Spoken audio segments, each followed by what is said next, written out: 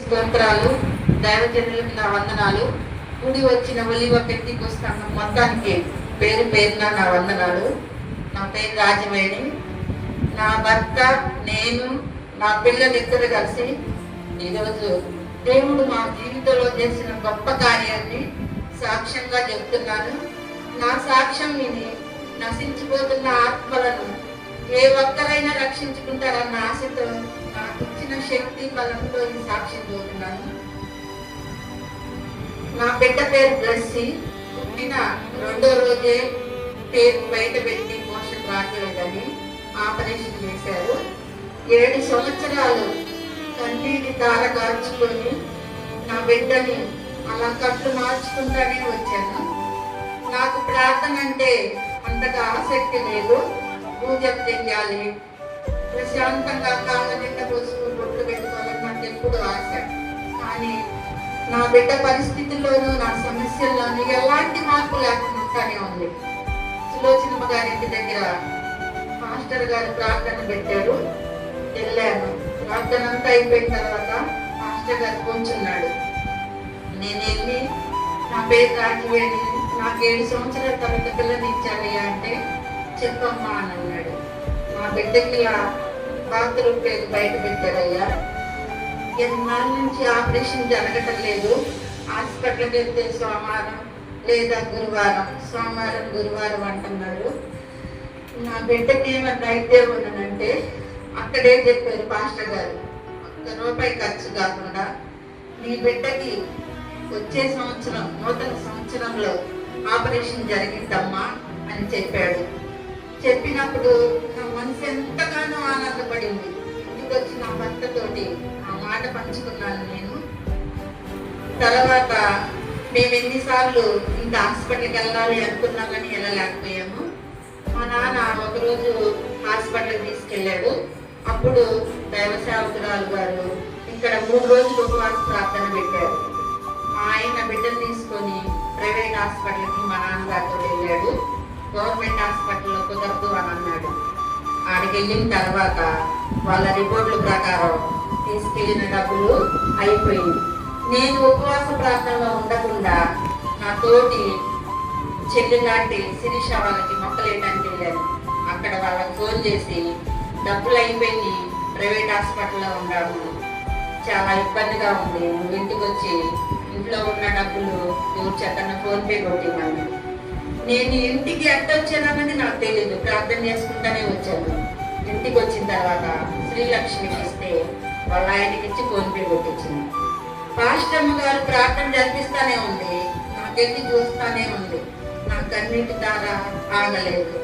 ఇంటికి వచ్చిన తర్వాత ఏం చెప్పారు అంటే 3 లక్షల డబ్బులు ఆడ కట్టండి, ముందు మీకు 2 లక్షలు అవుతాయి, మొత్తం 5 లక్షలతోటి నీ బిడ్డను నీ చేతిలో పెడతానని చెప్పారు అని అన్నాడు మా ఆయన. ఏం లేసయ్యా, అక్కడ మా నాన్న ఏం చేపిస్తానన్నాడు కదా, ఎందుకు అని మా సంఘంతో మళ్ళీ నేను ఆ మాట పంచుకున్నాను. పంచుకుంటే ఏం కాదమ్మా, పాస్టర్ గారు చెప్పినట్టు నీ బిడ్డకి ₹1 కూడా ఖర్చు కాకుండా ఆపరేషన్ జరిగింది అని చెప్పాడు. అలాగే వెళ్ళాము. తర్వాత మా నాన్న లెటర్ తీసుకొస్తే వెళ్ళాము. మాస్టర్ గారికి ఫోన్ చేస్తే వెళ్ళమ్మా నేను ప్రార్థన చేస్తానని చెప్పాడు.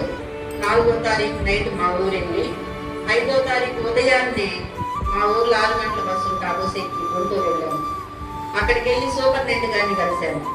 కలిస్తే మా పాపను చూసే డాక్టర్ గారికి ఫోన్ చేసి బ్లెస్సీకి ఆపరేషన్ సంగతి ఏంటి అని అడిగితే ఆయన ఏం మాట్లాడాడో నాకైతే తెలియదు.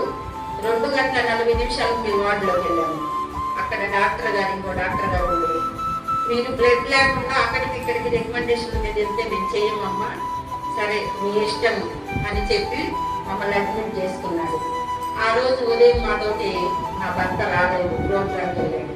నేను ఫోన్ చేసి ఈ సంగతి అంటే సాయంత్రానికి వస్తాను అని అన్నాను. తర్వాత 5 రోజులు నా కూతురు అబ్జర్వేషన్లో ఉంచారు. ఉంచిన తర్వాత రేపు ఆపరేషన్ చేస్తామని చెప్పారు. మామూలు వాటిలో నుంచి ఐసీ వాటిలో తీసుకెళ్లేటప్పుడు లిక్విడ్ కల్పిస్తారు. దాంట్లో స్ప్రైట్ కలిపిస్తే ఈ అమ్మాయికి జలుబు చేసింది.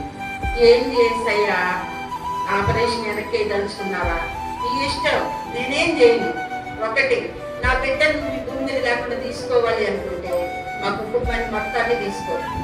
మమ్మల్ని ఇక్కడ సజీవ లెక్కలో ఉంచాలి అంటే మా మధ్యలో నా బిడ్డ ఖచ్చితంగా ఉండాలి అని 11:45 కాడ నుంచి 6:20 దాకా ఏడుద్దని ప్రార్థన చేస్తున్నాం. ఏం కాదమ్మా, వచ్చే వారం చేస్తాము, అన్నం పెట్టే అన్నాడు. మాస్టర్ గారికి ఫోన్ చేశాను. ఫోన్ చేస్తే మా కోసం ఎంతో శ్రమించి అక్కడికి వస్తే నాకైతే పాస్టర్ గారి కాళ్ళ మీద మరి ఏడవాలి అంత ఏడుకొచ్చిన నన్ను నేను సంపాదించుకున్నా. వచ్చాడు, ప్రార్థన చేశాడు. ఏం కాదమ్మా, నీ బిడ్డకు ఆపరేషన్ అయిపోయింది, నువ్వేం బాధపడద్దు అని అన్నాడు. మళ్ళీ నేను వాటికి వెళ్ళిన తర్వాత మా ఆంటీ నాకు జన్మనిచ్చిన తల్లి కన్నా ఎక్కువగా నన్ను ప్రేమించి ఓదార్చిన మా ఆయనల మేనత్త నాకు తోడుగా ఉంది ప్రతి విషయంలో. మేమిద్దరు మాటలేసుకుని నేర్చుకొని ఒకరికొకరు లేని పరిస్థితి అంటున్నాం. తెల్లారి డాక్టర్ గారు మమ్మల్ని తెలిసి నీ బిడ్డ బతకపోవచ్చు, నేనేం చెప్పలేదు, చనిపోయినా నన్ను అడగద్దు, ఎలాంటి ఇబ్బంది అంటే పేరు తీసి వేయాలి, పేరు కట్టేది, మీ ఇద్దరు ఒప్పుకుంటే సంతకాలు పెడతాను, పెట్టండి, ఆపరేషన్ చేస్తాను అన్నారు. నేనైతే మనసులో ఏది చేసినా నీ చిత్తమే, నువ్వేదైనా చెయ్యి, నేనైతే వెనకడు వేయను, ఇక్కడి నుంచి ఆపరేషన్ చేయించుకునే తీసుకెళ్తాను. మళ్ళీ మా ఆయన భాష గారికి ఫోన్ చేస్తే ఏం కాదయ్యా, బ్లెస్సింగ్ ఆపరేషన్ జరిగింది, ఇబ్బంది ఏమి ఉండదు అని చెప్పాడు అని నాతో చెప్పాడు. ఆపరేషన్ థియేటర్లోకి బుధవారం రోజు ఉదయం 9 గంటలు తీసుకెళ్ళి నా బిడ్డని రాత్రి 8 గంటల వరకు కూడా ప్రతి ఒక్కరికి ఆపరేషన్ చేయించుకొని బయటకు వస్తున్నా. బతికుందా లేదా అన్న బాధలో నేనంటే మా ఇంటి నన్ను పక్కలో పండిస్తుంది. ఏం కాదమ్మా, బిడ్డ వచ్చింది అని మాస్టర్ గారికి ఫోన్ చేసి అడుగుతానే ఉంటాడు, ఎలా ఉంది ఏంటి. బ్లెస్సింగ్ నేను రేత్రి బుధవారం ఉదయం 9 గంటలు చూసి నేను రాత్రి 8 గంటలు చూసినాక పోయి మా అమ్మ కావాలి అని అడిగింది. వెళ్ళి చూస్తే నా బిడ్డ కన్నీటి తాళకి దేవుడు మధ్యలో నిలబడి ఎంతో శ్రమ నుంచి బయటకు వచ్చిన అలాగా ఉంది. డాక్టర్ గారు, ఎందుకమ్మా నువ్వు ఏడుస్తావు, నీ బిడ్డ ఎంతో సంతోషంగా ఉంది అని.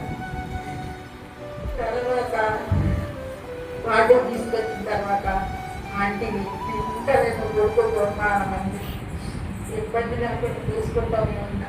శ్రీలక్ష్మి, మా అత్త, మీరంతా అందరూ మా సంఘం వాళ్ళందరూ అడుగుతూనే ఉంటారు, బ్లెస్సింగ్ ఎలాగుంది ఎలాగుంది అని. సమాధానం చెప్పి ఓపికోలేదు నా కాడ. తీసుకెళ్ళిన తర్వాత రాత్రి 10 గంటలకు మనం వెళ్ళిపోయి ఇద్దరిని మంచినీళ్ళు తాగాము. తర్వాత మా ఆయన పైకి రాకూడదు, నేను వాటిలోనే ఉంటాను. కుట్లు ఆ వేసిన బ్యాండేజ్ ఊడిపోయింది, కుట్లు పగిలింది. కుట్లు ఎందుకు పగిలిందో నాకైతే తెలియదు, మీ చిత్తం అంటే. డాక్టర్లలో కూడా ఆ డాక్టర్లు మా తండ్రి ఉండి మాట్లాడించాడు, కుట్లు మానడానికి మేమే పిన్నుల ద్వారా వేసామమ్మా, కంగారు పడద్దు, మీ బిడ్డ క్షేమంగా ఉంది, ఇబ్బంది లేదు అని అన్నారు. తర్వాత కుట్లు వేసి నా బిడ్డను నాకు ఇచ్చాడు. ఇవాళ ఈ సంఘం దగ్గర దైవ సేవకురాల దగ్గర నేను నిలబడి సాక్షి చూస్తున్నానంటే పాస్టర్ గారు చేసిన ప్రార్థన, పాస్టర్ చేసిన ప్రార్థన, సంఘం మొత్తం నా బిడ్డ కోసం కన్నీరుగా చేసిన ప్రార్థన, మా ప్రార్థన ఆలకించిన దేవుడికి కోట్లాది స్తుతులు స్తోత్రాలు చెల్లించుకుంది. నా బిడ్డ సజీవ లెక్కలో మీ అందరి మధ్యలో కూర్చోబెట్టుకు మీ అందరు చేసిన ప్రార్థనకి వందనాలు. ఇంతకన్నా నేను ఈ ప్రార్థనకి ఏమించుకోలేదు. ఈ చిన్న సాక్ష్యం దేవుడు